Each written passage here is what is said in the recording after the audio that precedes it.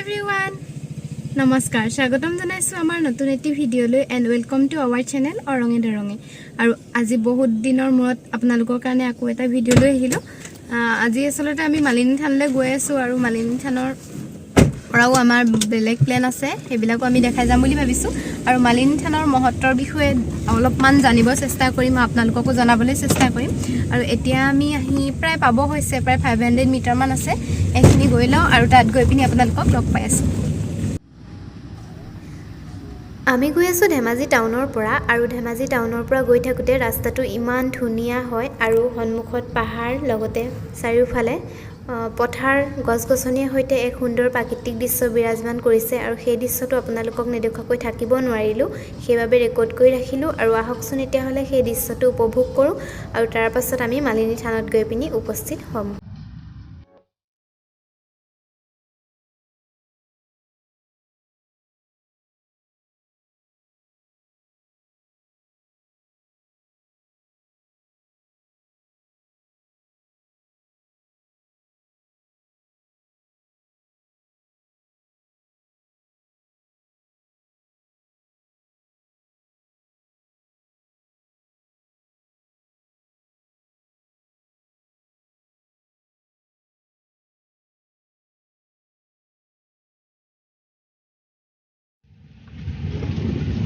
या দেখিছেনে মালিনীথান আস্তা site and temple Arunachal Pradesh আমি আহি পিনি ইয়াত পাই গৈছোহি আৰু এবাৰ অকমান গলে আমি পামগে আৰু মন্দিৰৰ কাষতে চাকিবন্তি লব পৰা ব্যৱস্থা আছে আৰু মই ইয়াৰ পৰাই চাকিবন্তি লৈ ললো আৰু এতিয়া মই গৈ আছো মন্দিৰৰ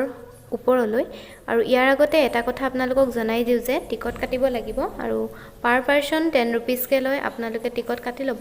টিকট কাটি লৈ পিনি ইয়াত সোমাব পাৰিব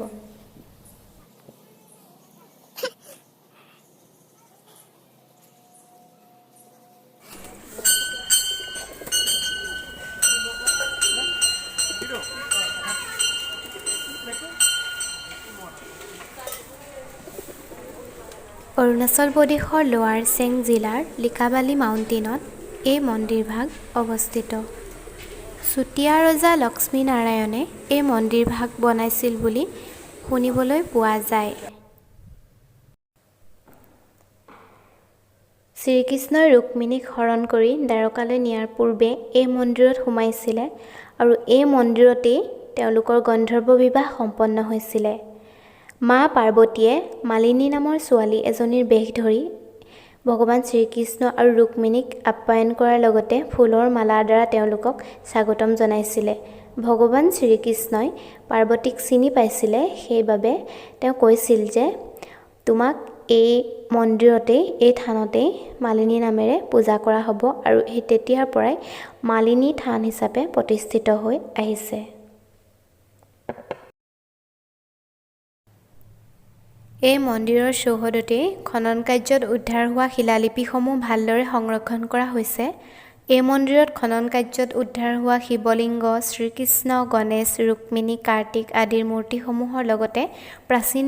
ধ্বংসাৱশেষখিনি উদ্ধাৰ হৈছিল যিবিলাক ভালদৰে সংৰক্ষণ কৰি ৰাখিছে ইয়া দেখিবলৈ পাইছে বিভিন্ন ধৰণৰ শিলালিপিসমূহ আৰু এইবিলাক খুব সুন্দৰকৈ তেওঁলোকে সংৰক্ষণৰ ব্যৱস্থা কৰিছে আৰু এইবিলাক আসলতে পাছত বনোৱা নহয় এইখিনি সকলোখিনি মন্দিৰৰ যিবিলাক পূৰ্বতে থকা মন্দিৰটোৰ ধ্বংসাৱশেষ হয় সেইবিলাক ৰক্ষা কৰিবলৈ তেওঁলোকে সংৰক্ষণৰ ব্যৱস্থা কৰিছে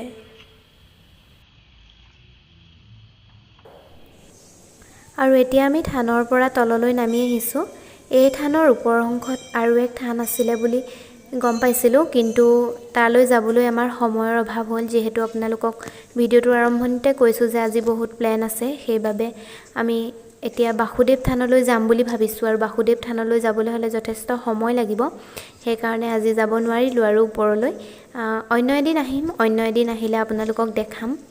সেই থানো মোৰো চাব মন আছে যথেষ্ট আৰু ময়ো যাম আপোনালোককো লৈ যাম আৰু অন্য এদিন ভিডিও দিম বুলি ভাবিছো আপোনালোকে ভিডিওটো চাই থাকিব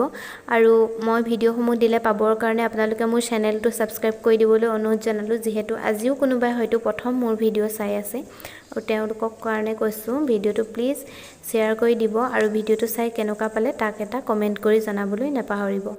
আৰু বলক তেতিয়া হলে আমি এতিয়া গৈ থাকো বাসুদেৱ থানলৈ